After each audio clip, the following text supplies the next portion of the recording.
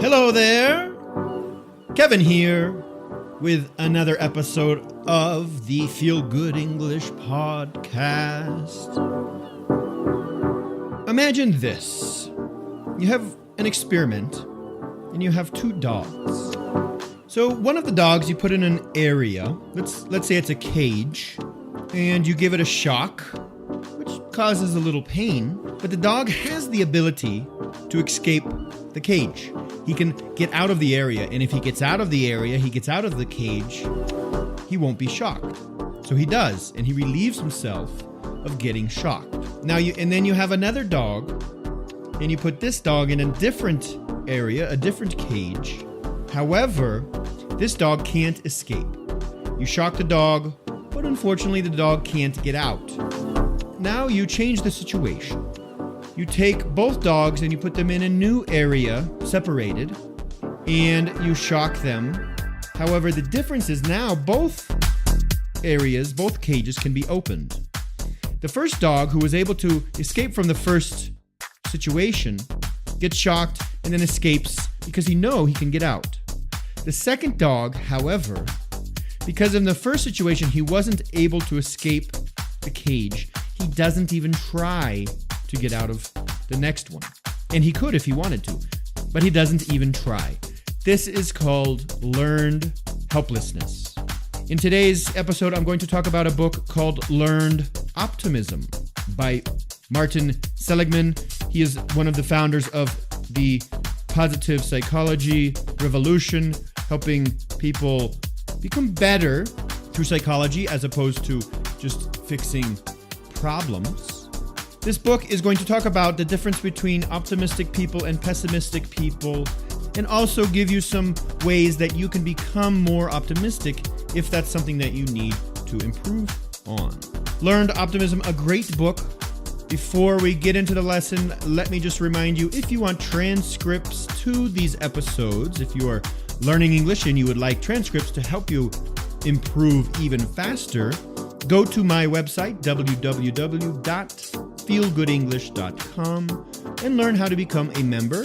You can join us there for free and get free transcripts. All you have to do is leave a review on iTunes or Stitcher. But before that, let's get into another life-changing lesson.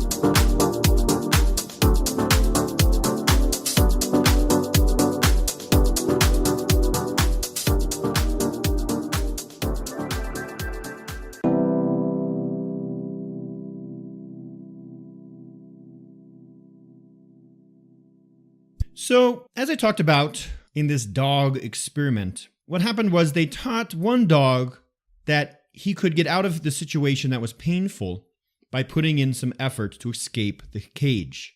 And the other dog, they taught him that even if he tried to escape, he couldn't. So he had to deal with the pain.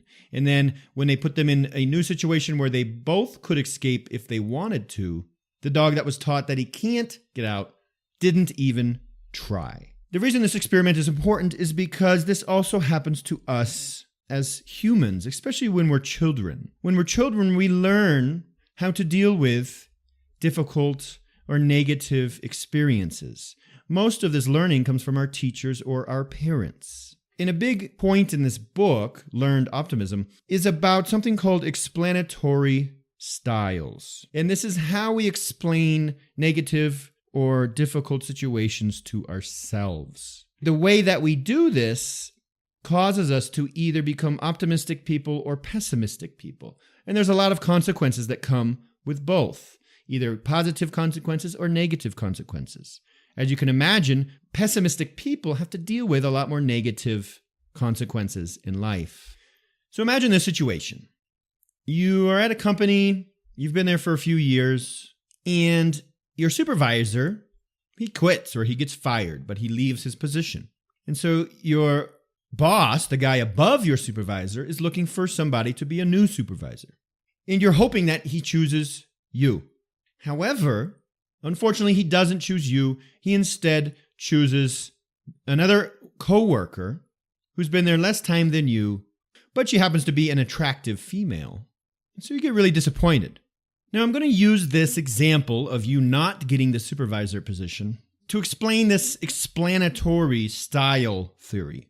Explanatory style comes down to three things. The first is if you think the situation is permanent. The second is if you think it's pervasive. And the third is if you think it's personal. So permanent. You don't get to become supervisor. Your boss chooses the attractive female instead. You would either think this is something permanent, that you never will get this supervisor position, that this always happens to you. You use the word, oh, this always happens to me. Or you just look at it as a specific example. Like, this time I didn't get the job, but there's more chances in the future. Things can change for you in the future, and you will do things to help you see better results in the future. Now, the second thing, if you think this situation is pervasive, you'd be a pessimistic person and think, I'm just not a good worker. I obviously don't have the skills to become supervisor. Versus an optimistic, knowing that this is not pervasive and just thinking it as a specific example. This time I didn't get the job. However, there will be plenty of opportunities. In the last aspect, the last thing here is if you take things personally. And in the situation of the supervisor position, you would take it personally as, I suck. The boss doesn't like me. He likes this woman better. Versus external. Maybe there's some skills that she has that I don't have. Or maybe there's some underlying politics around a company that I don't know about that were involved in this decision. As you can see, just in general, when bad things happen, you either look at it as a very permanent and personal situation. It's always going to be like this. It's my fault. I am not this. I don't have these skills. Versus an optimist who would look at it specifically for that situation and say, this time it didn't work out for me. There could be different factors, different reasons for why it didn't work out for me. However, things can change in the future. We choose how we want to look at things. We choose how we explain things to ourselves when bad things happen. And they found through studies that optimists become more successful in general. And this might sound obvious, but looking at a specific example, let's say you're in sales. Now, if you get rejected a lot, which happens to all salespeople, they try to sell something, they get on the phone, maybe they make cold calls, and they get rejected. If you're pessimistic about this, you're going to take it personally and think you're never going to make the sale that you need and that something's wrong with your skills and you are bothering people. These people that you're calling don't want to hear from you. They're trying to avoid you, probably talking bad things about you somewhere else. Versus an optimistic person who will just think, oh, well, I have something of value to give these people. I am an honest person. I'm a good salesman. And if I make 10 calls, I might sell 1. If I make 100 calls, I might sell 10. And you just keep pushing and pushing and not taking things personally and not giving up based on the way that you explain being rejected to yourself. So they found people that were optimistic were best suited for occupations that involved a lot of rejection. So you can think of a big company too, or big positions.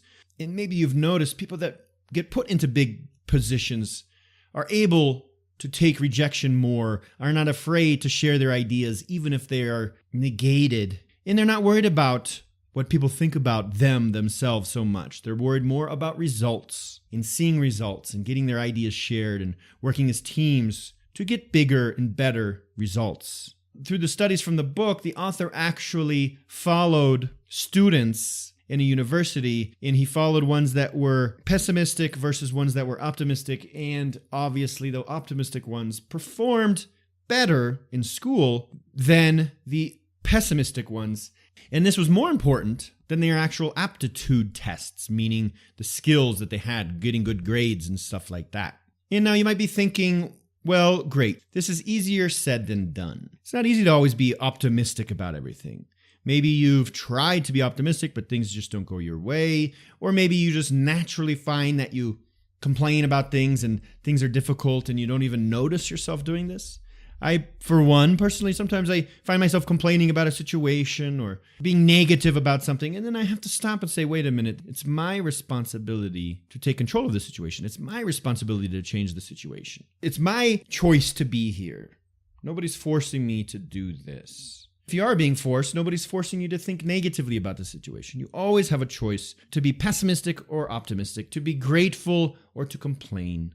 Gratitude. Gratitude is a lovely word. And in the book, there is a technique you can implement. If you find yourself being somebody who's a little too negative, a little too pessimistic, there's a technique called the ABC technique. That's easy to remember. ABC. A stands for adversity. B stands for belief. C stands for consequence. So let's look back at this supervisor position situation.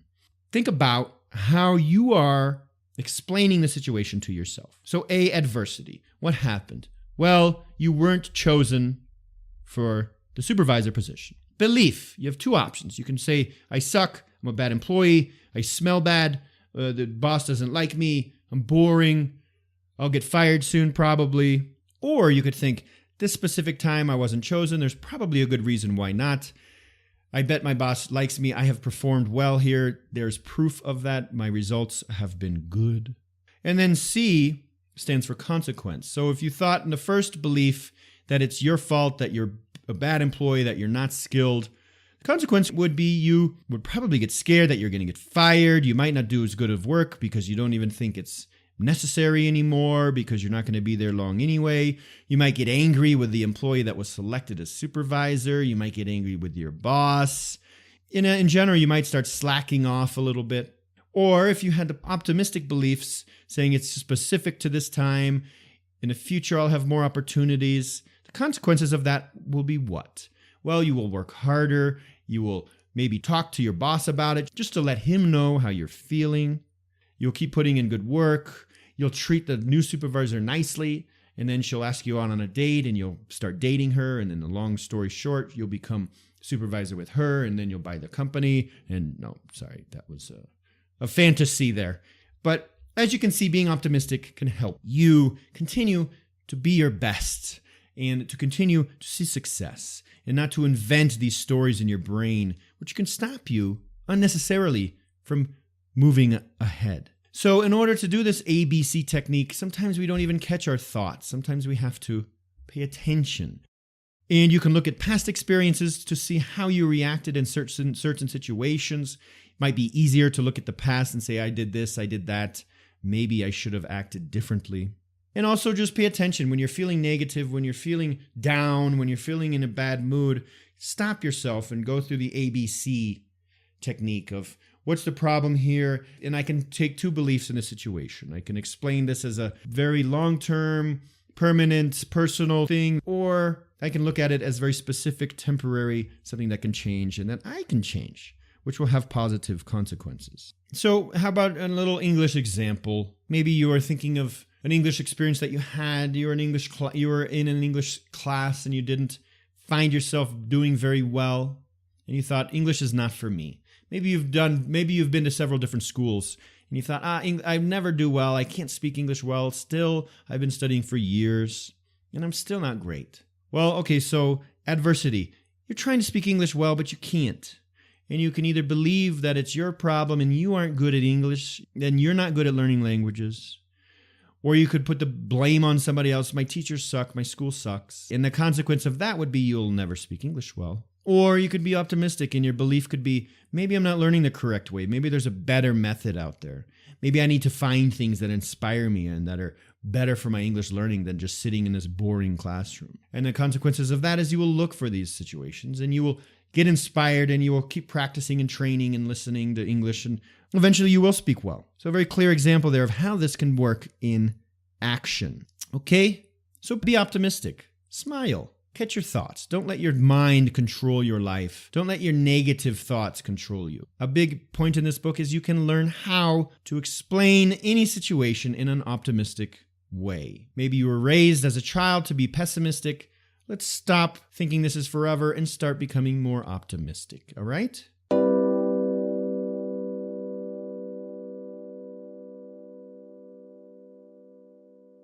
So great book. Hope this connected with you. Some main points here. Optimism can be learned. You don't have to be a pessimist forever.